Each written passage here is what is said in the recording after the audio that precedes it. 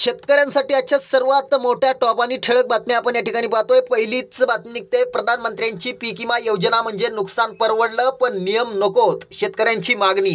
पुढली मोठी बातमी निघते, अवकाळीची नुकसान भरपाई तात्काळ द्या, स्वाभिमानी शेतकरी संघटनेची मागणी। पुढली मोठी बातमी निघते, कांदा उत्पादक शेतकऱ्यांचे नुकसान टाळण्यासाठी कृषी मंत्र्यांचा मोठा निर्णय।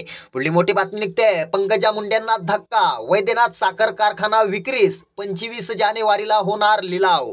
पुढली मोठी बातमी निघते, अवकाळी पावसाचं संकट कायम, पुढील 48 तास पावसाची रिमझिम कायम, हवामान विभागाचा अंदाज। पुढली मोठी बातमी निघते, युरियाची छुपी दरवाढ, सरकारने युरियाचे भाव कमी करण्याऐवजी गोणीचं वजनच कमी केलं, शेतकऱ्यांना मोठा हबाडा। पुढली मोठी बातमी निघते, दूध अनुदान वाटपाच्या जाचक अटी रद्द करा, शेतकऱ्यांची मागणी। पुढली मोठी बातमी निघते, कापूस वेचत असताना वाघाच्या हल्ल्यात शेतकरी महिला ठार।